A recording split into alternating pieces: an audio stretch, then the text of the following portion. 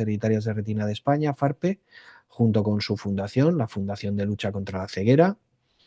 En este caso, este último webinar lleva por nombre del niño al adulto el diagnóstico en distrofias hereditarias de retina.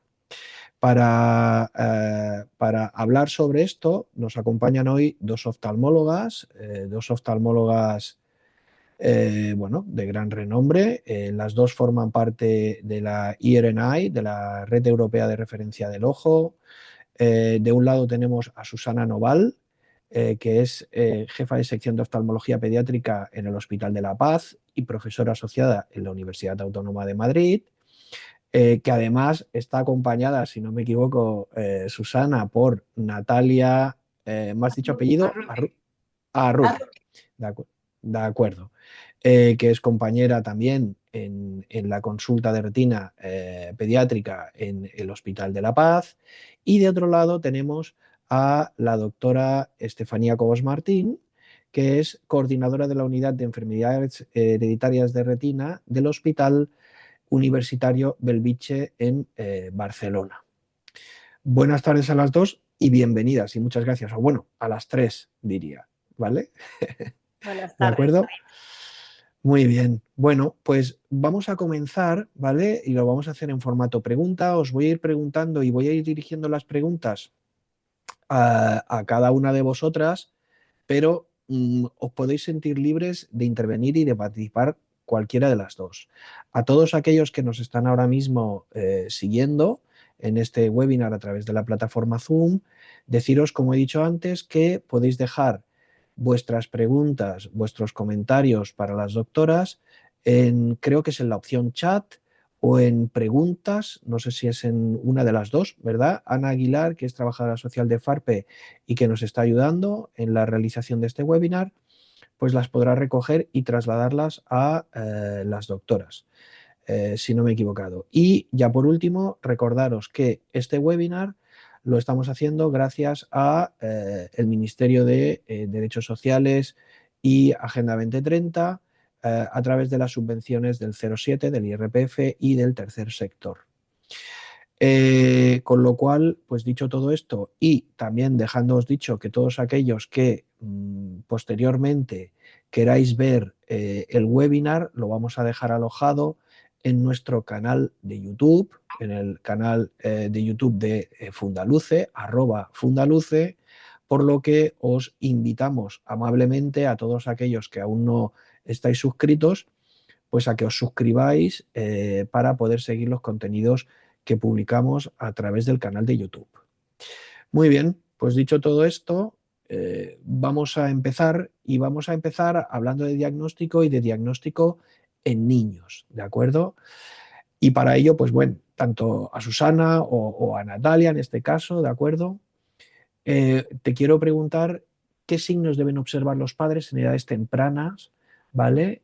Cuando acuden pues, a una visita al oftalmólogo. A ver, nosotros dentro del grupo de las distrofias hereditarias tenemos un subgrupo que es el de las más severas, que son las precoces. Entonces debemos tener en cuenta que todos los recién nacidos nacen cieguitos porque tienen que aprender a ver y aprenden a ver desde el momento en el que nacen y empiezan a recibir imágenes. Entonces, durante los 2 primeros meses que no sean capaces de establecer una fijación de la mirada, pues entra dentro de lo normal, pero ya tiene que haber establecido un contacto visual con su madre, con la persona que la alimenta, en torno al segundo o al tercer mes. Si en ese segundo o tercer mes no se ha establecido un contacto visual con la mamá, nos fijamos más en las luces del techo que en las personas que te rodean, o incluso ya ha empezado un movimiento de los ojos, porque los nistagmus que van asociados a este tipo de enfermedades tampoco son desde el nacimiento, sino que suelen aparecer a los 2 meses. Pues estos serían como los signos de más severidad de que puede haber una situación de baja visión, que no es la única, la distrofia hereditaria de la retina la causa, pero digamos que esos son como los signos más severos desde el principio, que es un niño que ha nacido ciego y que continúa ciego a los 2 meses y que no permite la estabilización de la mirada y por eso tiene nistagmo. Y luego es cierto que en otras ocasiones, en el contexto de una enfermedad que va más allá, hay veces que nos vamos a encontrar con un niño que tiene un síndrome, una polidactilia, una obesidad, y podemos tener una retinosis pigmentaria que aunque aparezca más tarde, pero es sindrómica y puede asociarse, y entonces no tienen que derivar para que los podamos ver.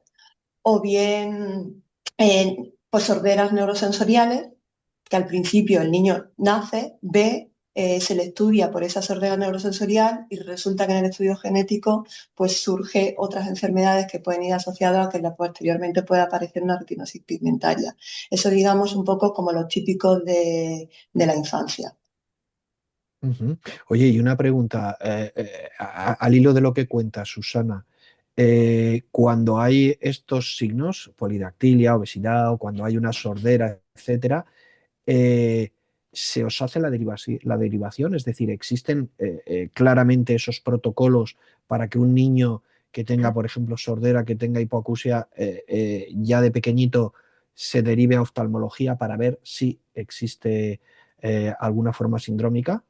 Nosotros las sorderas neurosensoriales, como en realidad algunas serán un Usher y otras no, pero muchos de ellos tienen necesidades de gafas y de cosas, otro tipo, estrabismos o alguna otra, tenemos por protocolo que los otorrinos siempre que vean una sordera neurosensorial, así como mandan el estudio genético, hacen una derivación a oftalmología.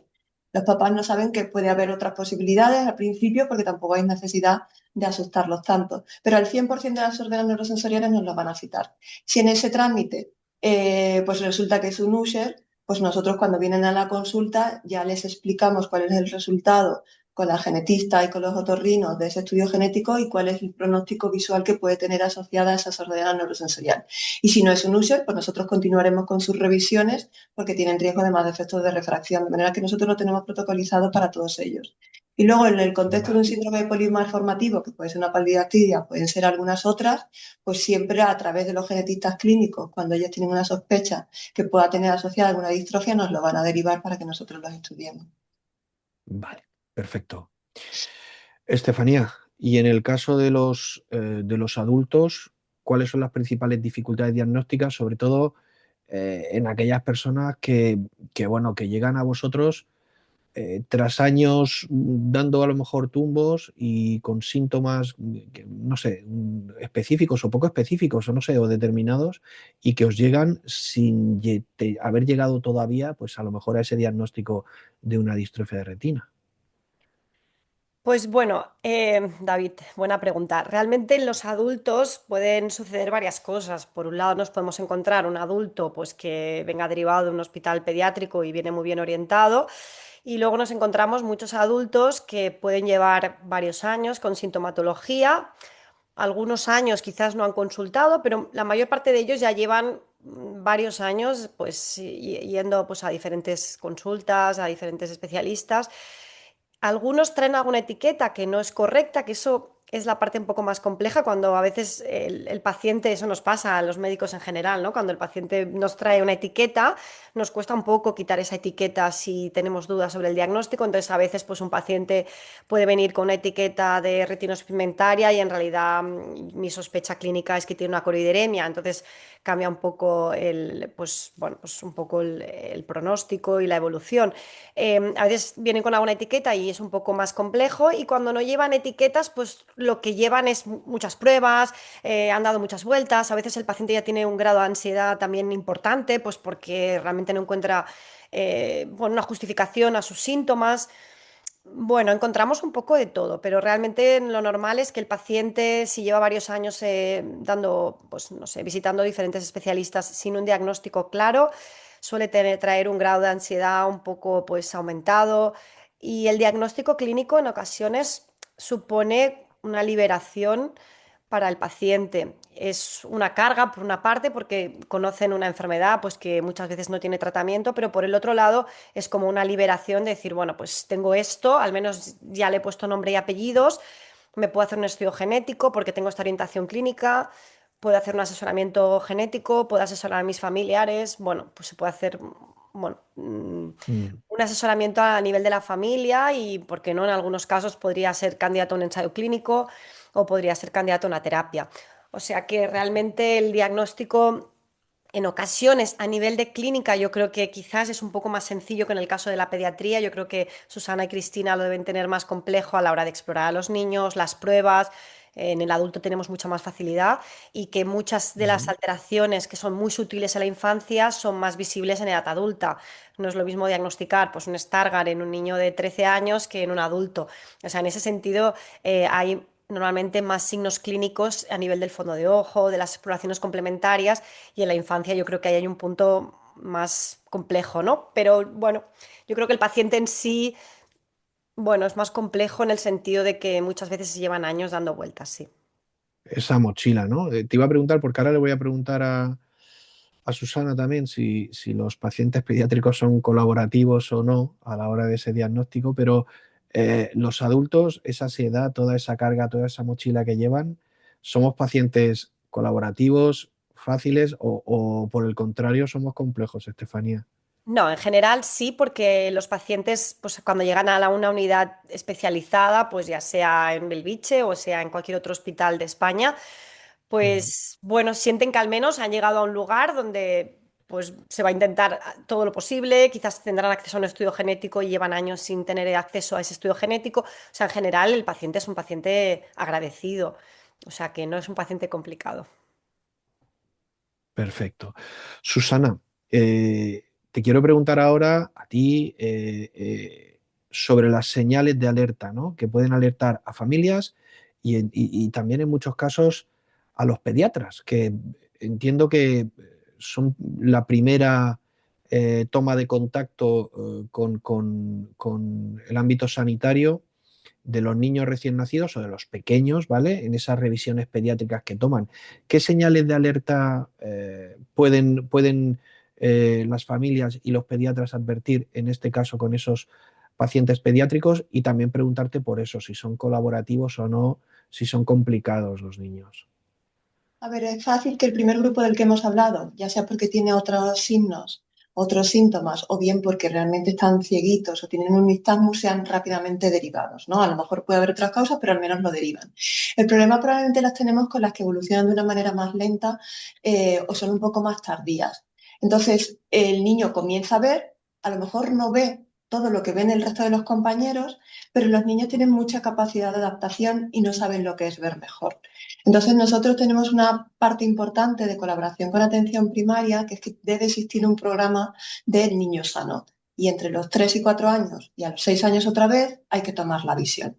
Y esa visión tiene que estar dentro de los límites normales para su madurez y no asumir que cualquier visión que no está dentro de esos límites normales es porque el niño no colabora. Pues si hoy el niño tiene un día bueno, pues se lo vuelves a repetir dentro de 2 meses, pero no esperas a que llegue a los 6 años para volver a hacer esa revisión.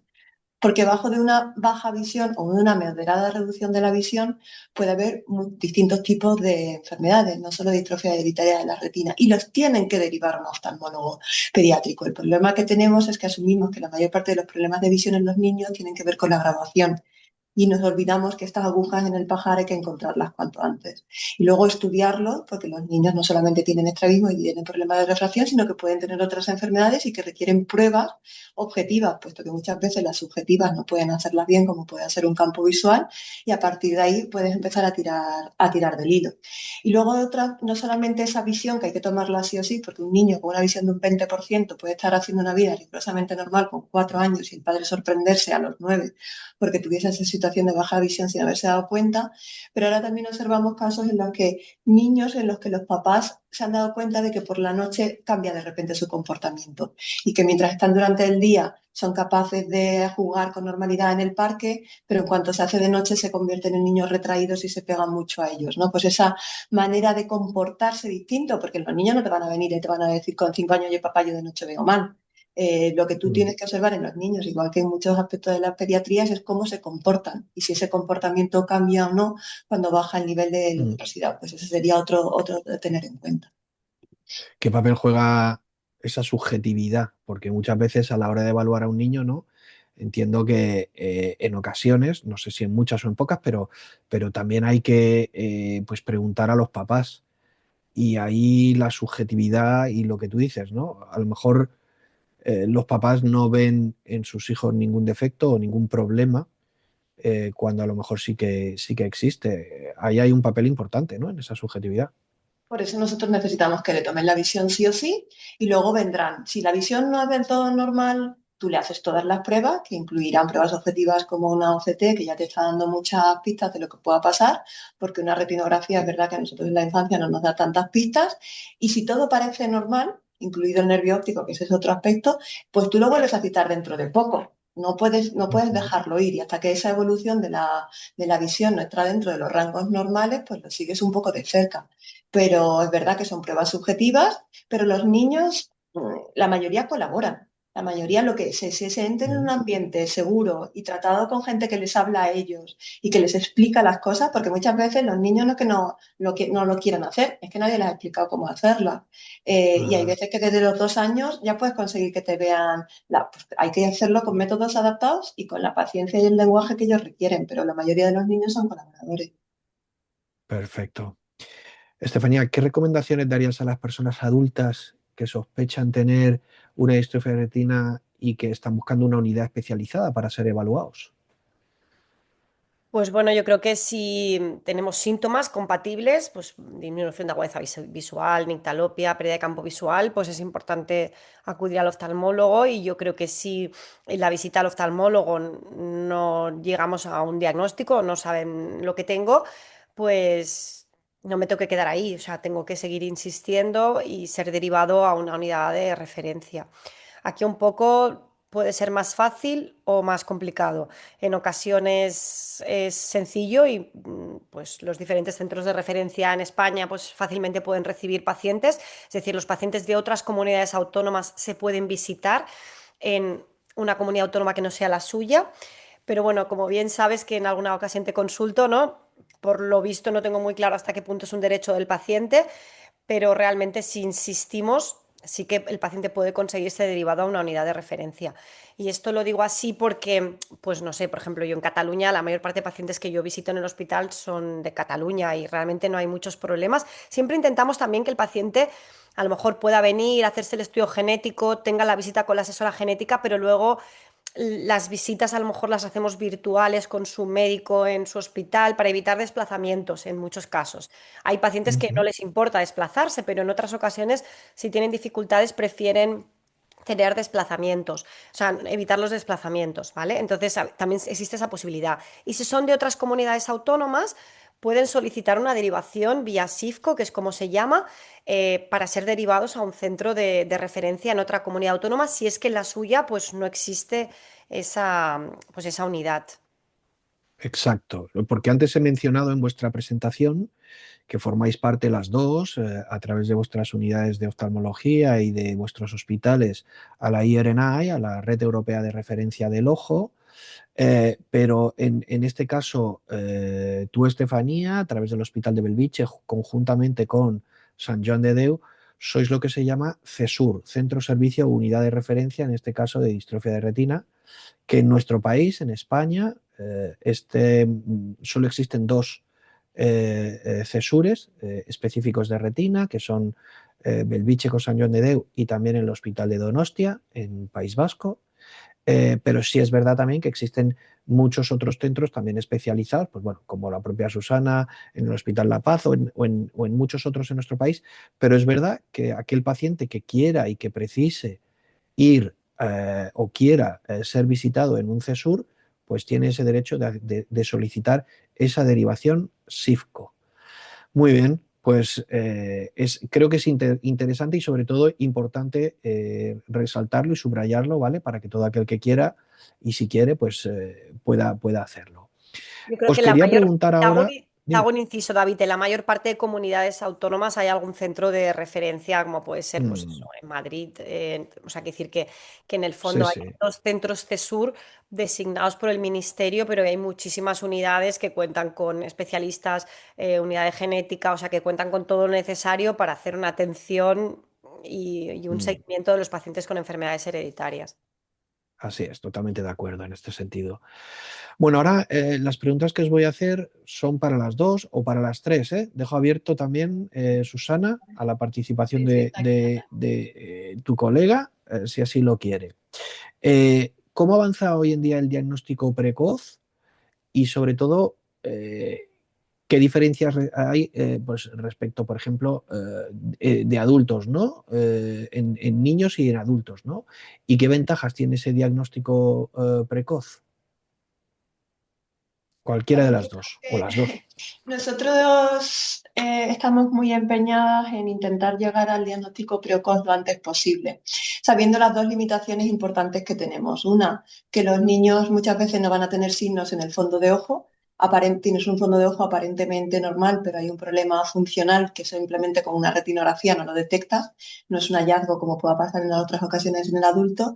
Y luego que hay pruebas subjetivas, porque de pequeñitos pues no podemos hacer, como pueda ser un campo visual, porque muchas veces no van a ser fiables. De manera que nosotros Ujú. tenemos que adaptarnos a esa edad. Nosotros ya tenemos un protocolo muy estricto de qué hacemos con los niños con nistagmus, porque estamos detectando casos de distrofia hereditaria de la retina que antes no detectábamos.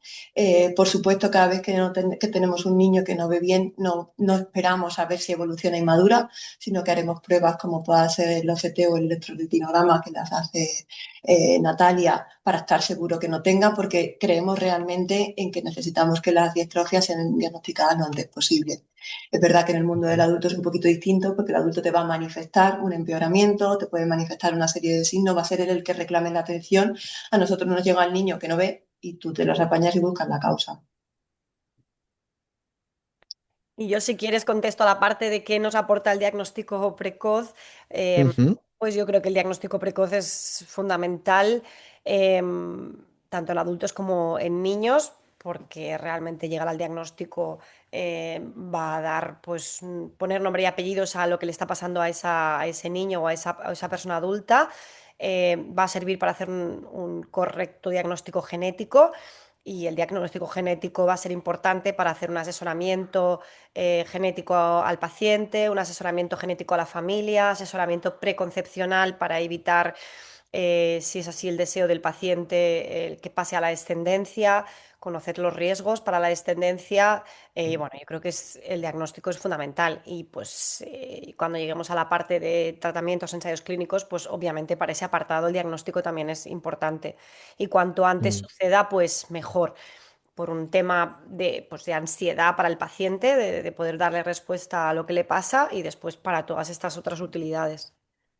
Y sobre todo entiendo también, vosotras como profesionales podéis dar pues toda una serie de consejos, ¿no? Protección de los ojos con filtros de corte, por ejemplo, en las gafas de sol, el tratar, consejos que son generales y que valen para la población en general, alimentación saludable, nada de tabaco, consumo de alcohol moderado, etcétera, ¿no? Y ejercicio físico, que eso es importantísimo para tratar de mantener, mientras que no haya un tratamiento en el mercado para esa patología concretamente, ¿no? Tratar de mantener lo mejor posible esa retina, ¿no? Sí, hay recomendaciones generales, no fumar, por ejemplo, pues si sabemos que es una BCA4, sabemos que tenemos que evitar suplementos de vitamina A. Bueno, va a haber unas recomendaciones generales que obviamente vamos a tener que hacer, pero que aunque no tengamos el diagnóstico genético, también se deberían Ujú. hacer. Y bueno, pues pacientes que tengan fotofobia, pues pueden necesitar filtros y mejorar su calidad de vida cuando los usan. Hay ayudas Mm. visuales que pueden ser útiles. Nosotros Exacto. además pues, tenemos un proceso adicional, un poco de acompañamiento en su escolarización, que evidentemente hay que ser capaces de explicar cuáles son sus limitaciones y qué es lo que puede venir, incluso a la hora de asesorarlos de qué tipo de actividades extraescolares van a tener, ir ayudando a las familias a qué es lo que va a poder y no va a poder ser en el de mayor, ¿no? A veces uno puede ser feliz haciendo muchas cosas, lo que hay que ser es autónomo y no hay que empeñarse en cosas que al cabo de 5 años ya no va a poder hacerla. Y luego enfrentamos un proceso bastante duro que es la adolescencia. Esto que hablamos ahora, que Ujú. nos parece lo más normal del mundo, es que te puedas decirle a un chaval que se tiene que poner gafas de sol, pues llega, o niños que han estado llevando un atril, que llegan a la época del instituto, que ellos quieren ser como los demás y que ni gafas de sol, ni atril, ni nada parecido, ¿no? Entonces hay un Sí. proceso que muchas veces requerimos el apoyo psicológico del niño, del chaval y de las familias, porque además estamos viendo algunos procesos de bloqueo, niños que iban bien hasta que han llegado a la adolescencia y de repente lo que antes podían hacer ahora no pueden, que es una etapa muy complicada la adolescencia.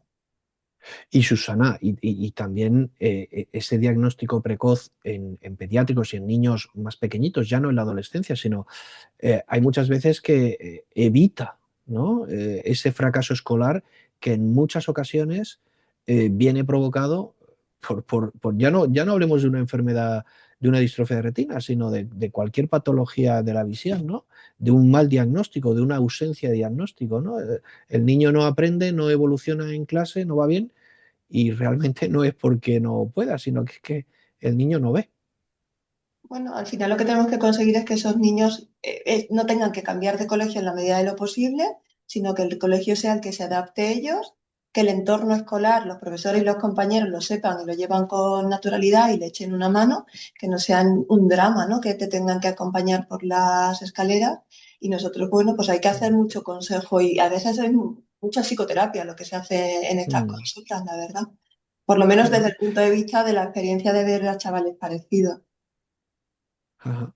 Estefanía, tú antes te anticipabas a la siguiente pregunta, que era la del diagnóstico genético. ¿Qué papel juega? ¿Qué información útil aporta de un lado a los afectados o a vosotros como profesionales de cara a poder informar al afectado, incluso pues en cómo va a ser la evolución de su patología, y luego por otro lado a las familias, ¿no? De cara a tomar pues decisiones a nivel reproductivo, por ejemplo, etcétera, ¿no? Es importantísimo y además, incluso además para la propia confirmación de ese diagnóstico clínico, ¿no?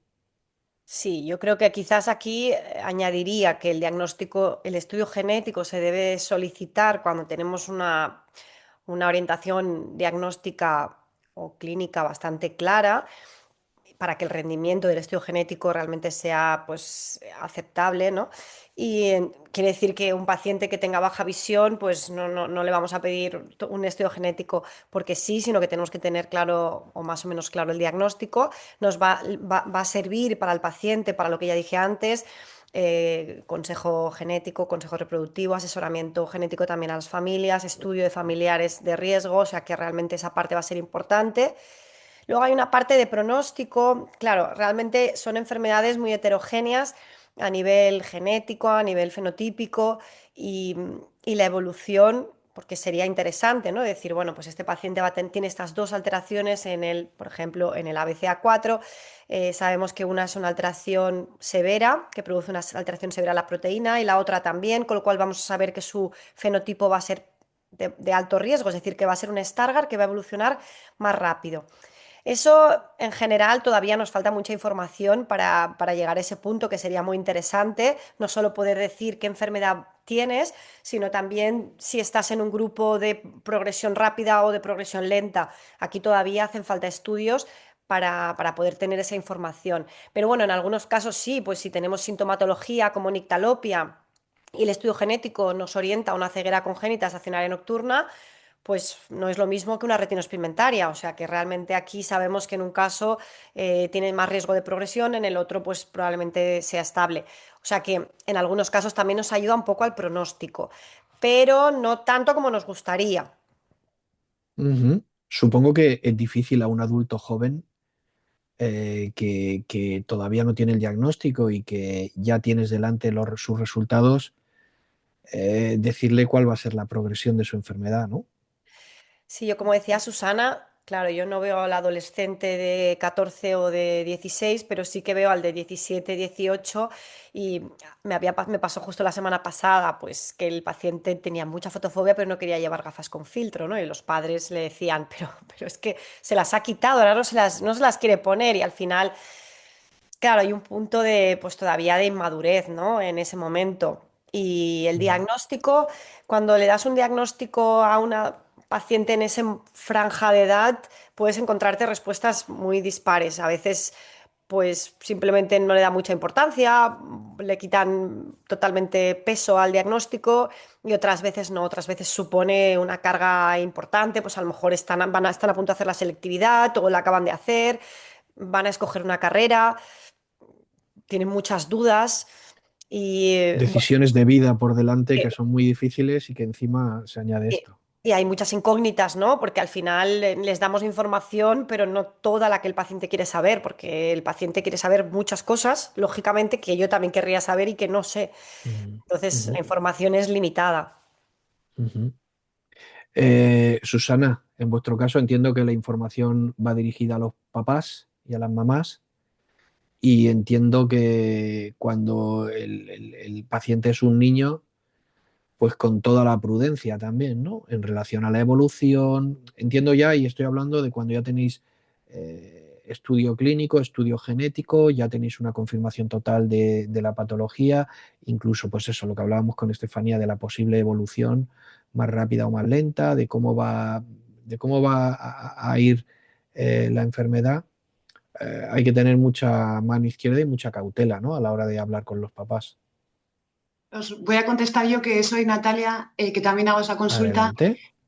Ujú. Pues sí, la verdad es que nosotros enfocamos cuando ya, como ha dicho Estefanía, cerramos el círculo y si tenemos confirmación genética de nuestra sospecha clínica, pues muy bien, porque ya tenemos todo cerrado, pero claro, el momento de explicar no es solo a los padres, porque los niños, obviamente, si es muy pequeñito, es un nistagmo de un niño con 2 años, pues ese niño no te va a comprender, pero los niños con 6 7 años que ya tienen ayudas en el colegio, o sea, que ya entienden perfectamente que no ven igual de bien que sus compañeros, pues nosotros lo que les damos es mucho tiempo, les explicamos todos los conocimientos que hay a día de hoy y sobre todo dónde buscar esa información para que no se pongan luego a googlear al llegar a casa, porque Google es peligroso si no sabes muy bien dónde estás buscando. Les damos todas las facilidades de también de poder contactarnos, porque claro, la visita al final pues estás 1 hora con ellos explicándoles el resultado. Los padres muchas veces ya tienen la mosca detrás de la oreja, les has pedido un análisis de sangre a su hijo que tiene 2 años sin nistagmo, entonces ya se huelen que puedas darles alguna noticia y ya vienen sabidos de casa y con muchas preguntas. Mm, Entonces, les ujú. explicamos todo lo que, hasta donde podemos llegar en esa primera visita con resultados, idealmente con la genetista a la vez también en la consulta, y luego les dejamos abierto el canal para que, aunque les vamos a volver a ver en 4 meses, por ejemplo, para ver cómo va esa visión, que nos pregunten dudas, que nos escriban por email, que nos llamen por teléfono y podemos hacer entre medias consultas telefónicas, porque claro, como bien estáis diciendo todo el rato, esto es un proceso y es un acompañamiento a lo largo de todo el aceptar ese diagnóstico y empezar a ver las carencias que tienes debido a ese diagnóstico y las ayudas que necesitas en cada etapa de la vida. Ujú. Y las revisiones, esas revisiones periódicas que se realizan en la infancia para ver un poco la evolución de los niños a nivel visual, que forman parte incluso de las revisiones que se hacen generales de ellos, ¿no? Todo esto supongo que os sirve para ir viendo cómo va evolucionando la patología, ¿no? E ir tomando decisiones, ¿no? Y supongo que también conforme se acerca esa frontera, esa edad de los, no sé si son los 14 más o menos, en la que se tiene que traspasar esa información del oftalmólogo pediátrico al oftalmólogo de adultos, ¿no? Supongo que ahí todo ese seguimiento con esas revisiones periódicas, supongo que os aporta ahí para darle la mayor y la mejor completa información pues al compañero o la compañera que vaya a sucederos, ¿no?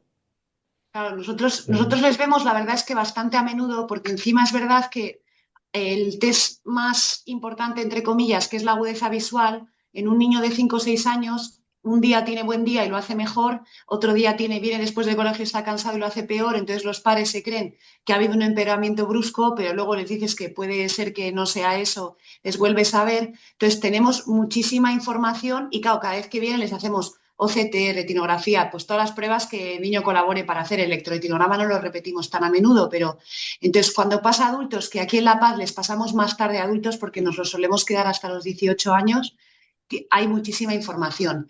Es verdad que nosotros intentamos no dar mucha información sobre el pronóstico porque, como ha dicho Estefanía, son muy heterogéneas estas enfermedades y no dejan de ser enfermedades raras. Entonces, no se puede generalizar. Por mucho que tú sospeches que es un Stargardt y que te confirmes el ABCA4, todavía no podemos decir, bueno, pues esto en la adolescencia, el niño tiene 6 años, ya veremos cómo evoluciona, les vamos a seguir muy a menudo, vamos a acompañarlos en todo el proceso y no, digamos que no cerramos el pronóstico porque son heterogéneas y son encima muy raras. Ujú, magnífico. Una vez que tenemos el diagnóstico, y me dirijo a ti, Estefanía, y en la situación actual en la que nos movemos, donde estamos escuchando muchos ensayos clínicos a nuestro alrededor, entiendo que vosotros, bueno, manejáis en vuestro caso, ¿no? La información para ver si existen pacientes que puedan ser candidatos a participar o no. Bueno, quería que me contaras un poco sobre eso y también, bueno, sobre si hay ensayos clínicos a la vista en los que vosotros, como hospital, vayáis a participar o no sé, cuéntame. Bueno, pues por un lado decir que sí que existe un tratamiento ya aprobado, que muchos pacientes o muchas personas que estén conectadas aquí al webinar lo sabrán, que está destinado a la amaurosis congénita del Leber o retinosis pigmentaria causado por una alteración en un gen, que es el RP65. Existe un tratamiento aprobado que es una terapia génica para esta enfermedad y es la única que actualmente tendría una terapia aprobada. Em, entonces, muchos de estos tratamientos de los que hago ahora mismo un resumen súper breve, pasan por saber el gen. O sea, con lo cual, esto que hemos dado muchas vueltas hablando del diagnóstico y del estudio genético, quizás es la parte más importante en el momento actual, dado que tratamiento solo hay uno, pero es un tratamiento específico para un gen. En cuanto al resto de terapias que quizás están ahora en el pipeline o aquí un poco en el, ¿no? Están a punto quizás o están más cerca de poder llegar a la clínica, porque luego veremos, hay muchas dificultades para los ensayos clínicos en estas enfermedades. Por un lado estarían las terapias génicas y hay algunos ensayos clínicos en marcha en terapia génica, que básicamente es, pues me falla un gen, pues vamos a introducir dentro de la retina del paciente normalmente un virus que sería el que lleva la mochila y la mochila que lleva pues es ese gen que nos falla.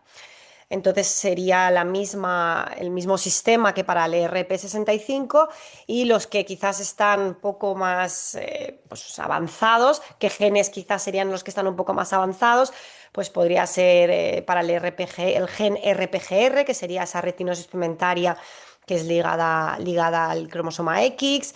Para el Usher 2B, que es el gen MIOYA 7A, también tiene un ensayo fase 1-2 y probablemente inicie El pronto. 1B me parece que es, ¿no? Miosina 7A es el 1B, Exacto, Usher es 1B. Usher 1B.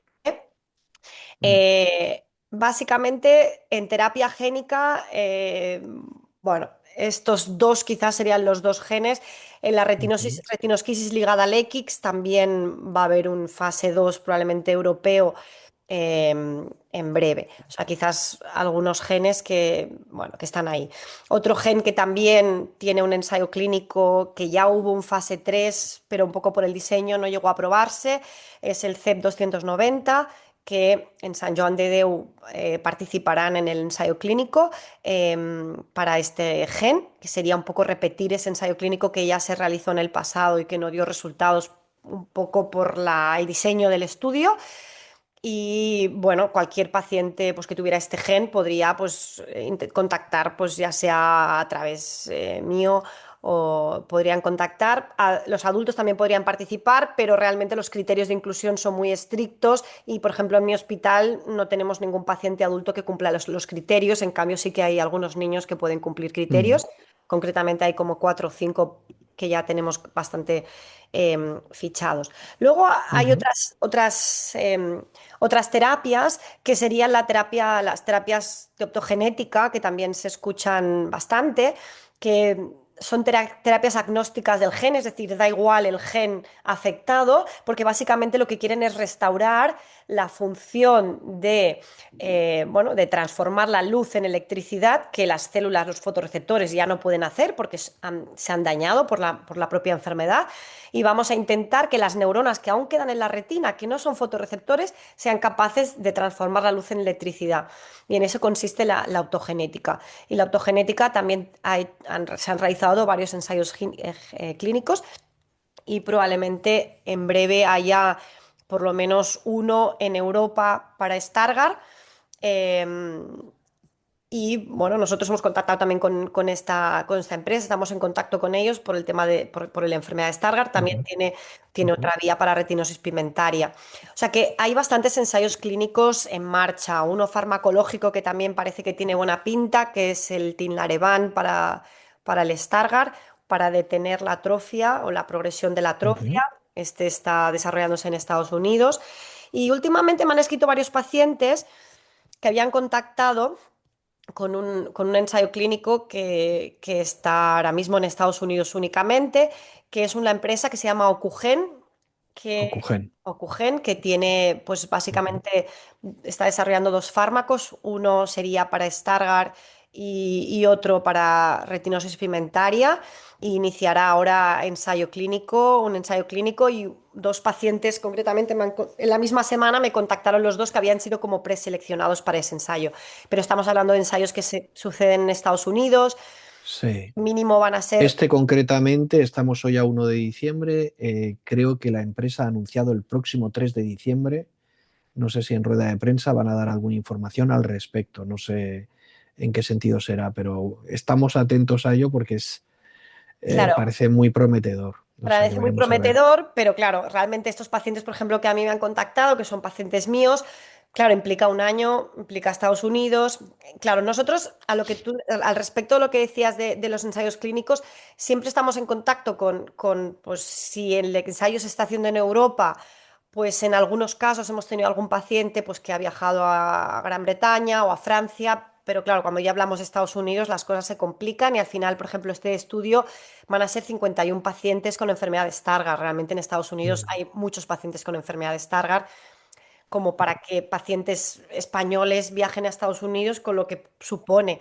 O sea que realmente yo claro. quizás lo que diría es que tenemos que tener como, bueno, unas expectativas positivas realistas. Hay que ser realistas que algunos Ujú, de estos ensayos clínicos pueden no funcionar, no todos ujú, van a llegar a la clínica, pero probablemente muchos sí, entonces hay que tener expectativas y hay que tener esperanza siempre porque realmente se están haciendo muchísimos ensayos clínicos en terapia génica, terapias farmacológicas, terapia optogenética y, y que estos ensayos clínicos que se están desarrollando en Estados Unidos tendrán después que hacerse en Europa para poder conseguir su aprobación en Europa y si finalmente funcionan serán fármacos que van a llegar a los pacientes en España también. O sea que en ese sentido no es una cosa que se vaya a quedar en Estados Unidos. Si realmente funciona, mm. nos llegará aquí, tardará un poco más, pero llegará. Los pacientes, que a veces tenemos muchas prisas, tenemos que ser, y el propio nombre lo indica, paciente, ¿no? Un poco con estos ensayos clínicos que al final son investigación y que el hecho de participar en ellos no te garantiza nada y que si están en fase 2 o en fase 3 y tienen éxito, pues bueno, tardarán a lo mejor un poquito más, pero es muy probable y casi seguro, ¿no? Que lleguen, que aterricen en nuestro país, que aterricen en España. Por lo tanto, tener ahí un poquito y manejar. Yo te iba a preguntar por esas expectativas, pero lo has dicho tú muy bien, ¿no? Ser realistas y un poco, bueno, estar atentos a todo lo que se está moviendo y tampoco crear falsas ni generar falsas esperanzas y tener un poco de paciencia al respecto, ¿no? Sí, no, está claro Fantástico. que no hay que generar falsas esperanzas, pero yo creo que si es realista, tenemos que tener esperanza y yo creo que muchos de los pacientes que se están Mm, diagnosticando ahora probablemente en unos años se puedan tratar. Y después también en mm, cuanto a los ensayos clínicos hay que pensar que siempre hay brazos placebo, quiere decir, hay grupos de pacientes en ese ensayo que eso no es. se van a tratar. El paciente también tiene que saber que, bueno, pueden participar en un Ujú, ensayo clínico y estar en el brazo en el que no va a recibir fármaco. O sea que eso también exacto. es algo que hay que saber. Mm. Yo os quería, para ir concluyendo, os quería preguntar a las dos estáis en la IRNA, en la Red Europea de Referencia del Ojo. Este webinar que lo hemos basado fundamentalmente en el diagnóstico para niños y también en adultos de las DHR, ese momento de la transición, antes nos decía Natalia que en La Paz, en Madrid, retrasan esa transición de los 14 a los 18. No sé si en el caso de Belviche sucede lo mismo, pero entiendo que es un momento muy delicado, ¿no? Porque después de tanto tiempo con un mismo oftalmólogo, el momento del cambio, esa transición, es compleja. Y os quería preguntar también si a nivel de Europa pues este momento también es complejo si se maneja del mismo modo, si hay alguna estrategia para ello. A ver, no hay una edad para hacer una transición, no es una cuestión de años, no, no, es un concepto completamente erróneo, porque tú sí lo que haces es que cuando el paciente cumple 16, que suele ser la edad, lo citas en una agenda de adultos, pues eso se llama transferencia, eso no es transición.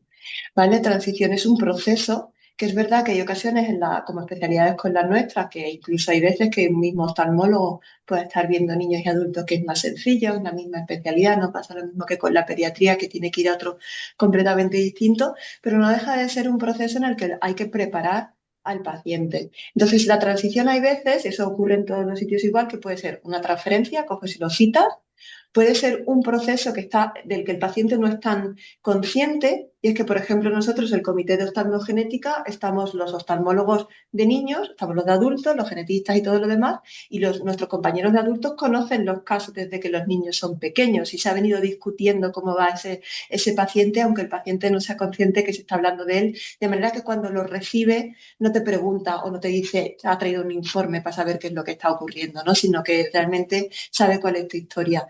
Luego están los procesos de transición en los que se pasan conjuntamente consultas los especialistas de niños y adultos para que se dé la mano un poco y se le acompañe hasta que ya está preparado para irse a adultos, y otras veces en las que las consultas se alternan. Pero aquí en España, además, lo que tiende a haber cada vez más, aunque es un recurso limitado que tenemos que intentar que vaya más, y eso es lo que nosotros vamos a defender ahora en un grupo de trabajo que hace las RN de transición en general, pues nosotros aquí tenemos enfermeros y enfermeras que hacen el proceso de acompañamiento. O sea, tú no puedes hacer una transición a los 18 años porque le toque, si ese niño, como estaba diciendo antes Estefanía, va a hacer la selectividad, o si sus padres acaban de divorciarse, o si resulta que acaba de tener un bajón en la visión. Ese no es el momento y da igual los años que tenga, ¿no? Tú tienes que encontrar el momento correcto. Y luego has tenido que trabajar con ese chaval durante los últimos 2 años en que sea autónomo. A los papás también les cuesta mucho soltar al adolescente a la consulta de adultos, porque llega a la consulta de adultos y ya no le hablan al padre, a la madre, le hablan al chaval.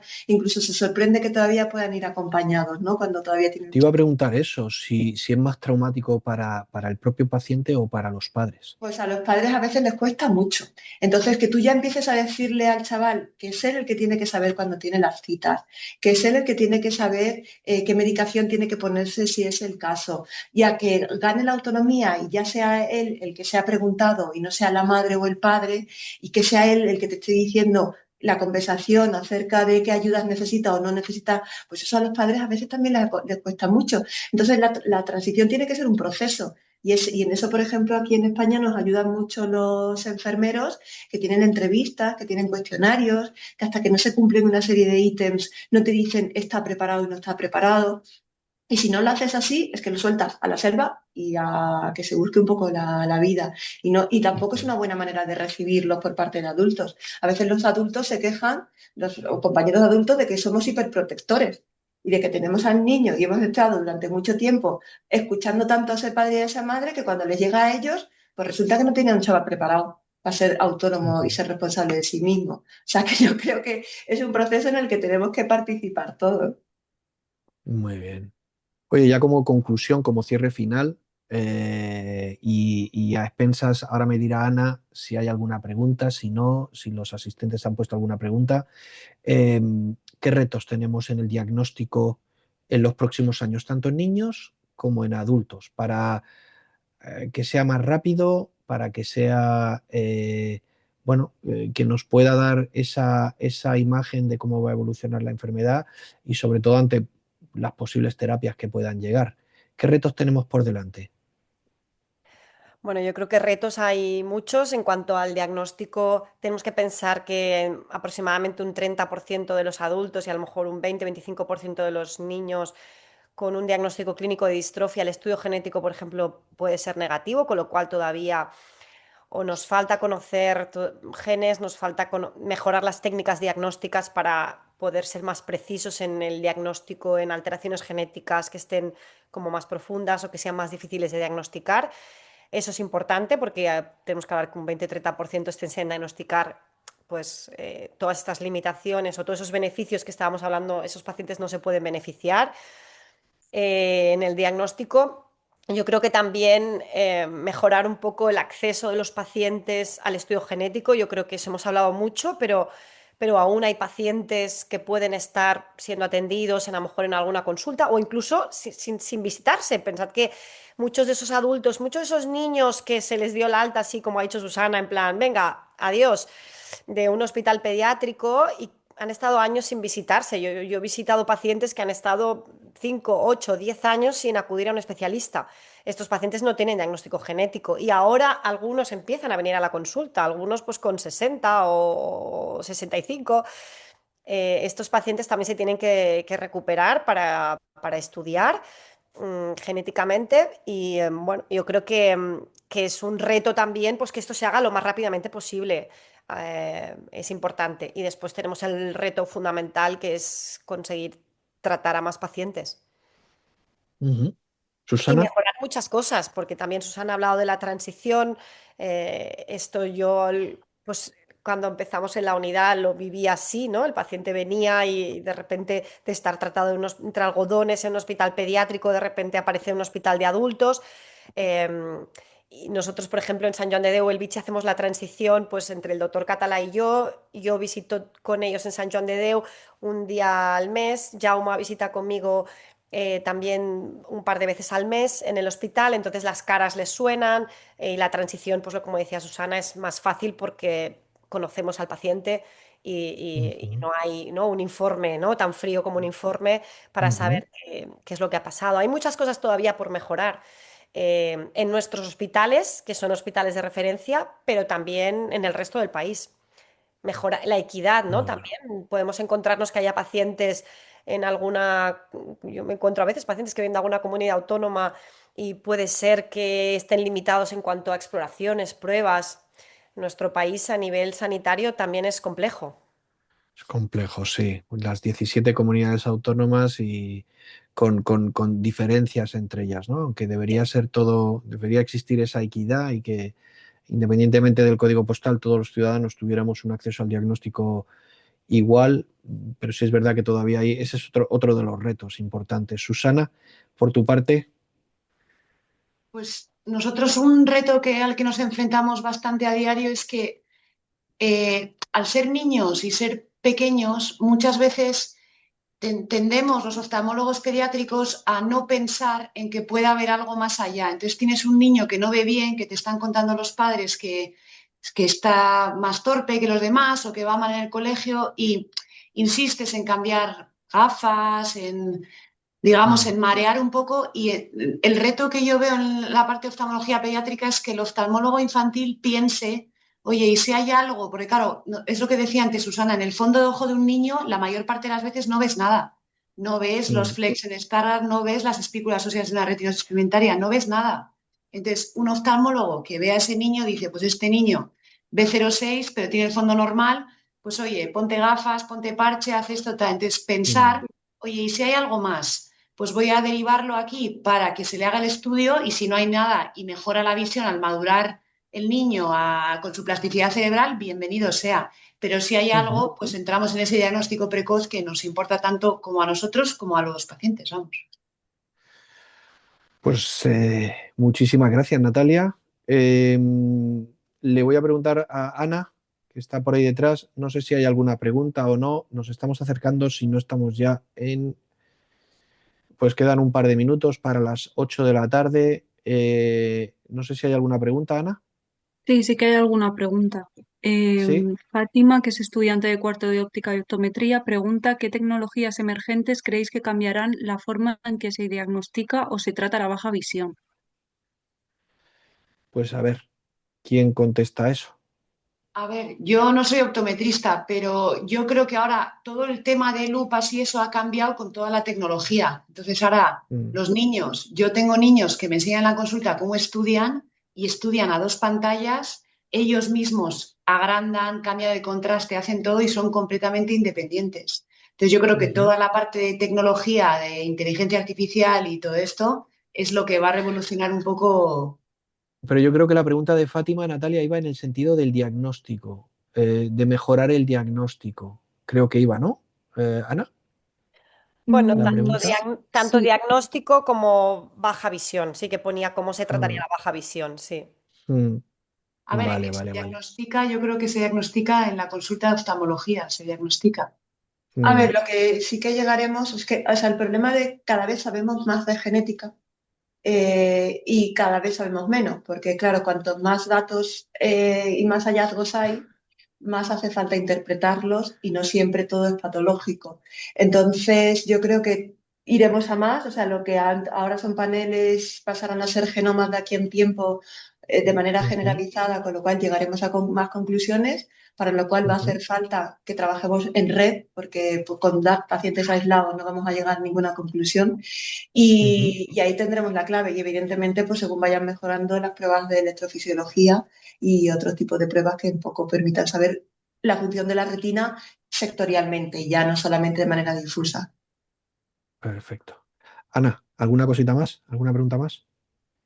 Sí, hay preguntas un poco más personales de casos Las específicos. personales las vamos a dejar los casos específicos, si le parece bien y como hacemos normalmente a todos aquellos Mm, que nos estáis viendo, se las vamos a hacer llegar por correo electrónico a las doctoras, ¿vale?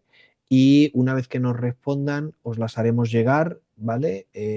Poned vuestro correo electrónico o hacérnoslas llegar por correo electrónico a farpe@retinosisfarpe.org y ahí les daremos respuesta de forma más privada, ¿no? ¿Hay alguna más general? David, hay una pregunta que tengo ¿Mm? aquí abierta al chat que Sí. habla sobre las lentes que me parece interesante y que no ¿Mm? es personal, pero no es tan personal, que hablan sobre, tengo retinosis pigmentaria y cataratas, quería saber si es adecuado ponerme lentes multifocales cuando me opere de cataratas. ¿Mm? Yo creo que Ujú. esto es algo que en ocasiones yo que hago adultos veo, pues pacientes que inician con una catarata, porque la catarata puede formar parte de un síndrome que Ujú. asocia retinosis pigmentaria y empiezan con unas cataratas, disminución de visión, se les opera las cataratas, se les pone la lente multifocal y realmente la lente multifocal hace perder calidad de la imagen en estos pacientes y no es una buena solución. O sea que así de entrada, sin conocer tu caso, Lidia, diría que no son adecuadas las lentes multifocales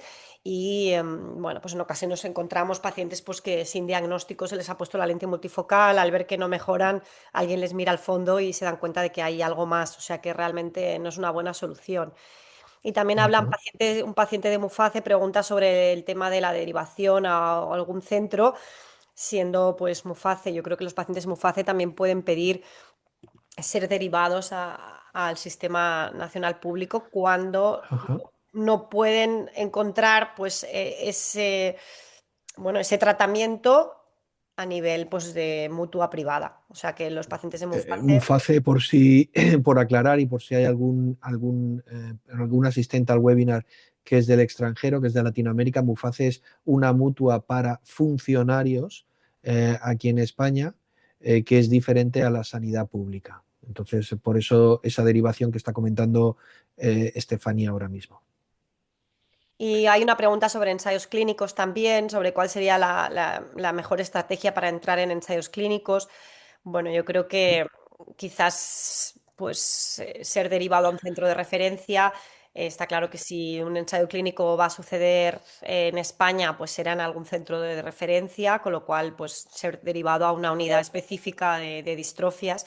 Y luego hay pacientes que ellos mismos contactan personalmente con las empresas y algunos de mis pacientes lo hace también, lo ha hecho, de Ajá. contactar ellos directamente, pero a veces lo hacen a través de nosotros.